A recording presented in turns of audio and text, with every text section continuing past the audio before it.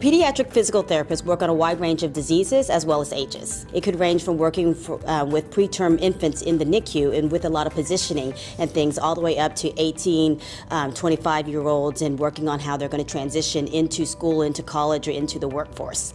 If your child's to go to physical therapy, there's multiple environments in which that may happen. One could be in the school, the other could be in the home, and the other could be in a hospital or an outpatient clinic.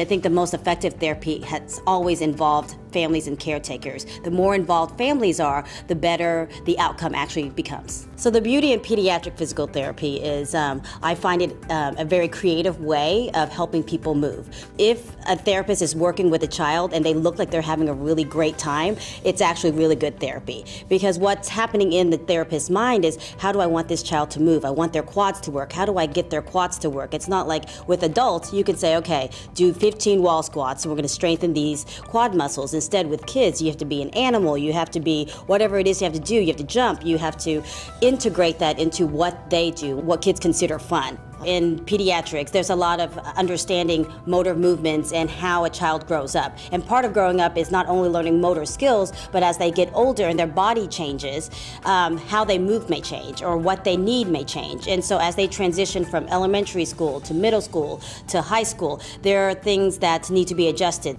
If you're a parent who has a child in physical therapy, what you should really expect is to always be involved in the actual process. So you should always be in the therapy session with them for the most part, because most of the therapy that should happen not even within the treatment, but after once you go home. And so all this has to be integrated because the movement has to be learned, and it's not learned within an hour session once a week in therapy. It takes a group effort to make sure it happens.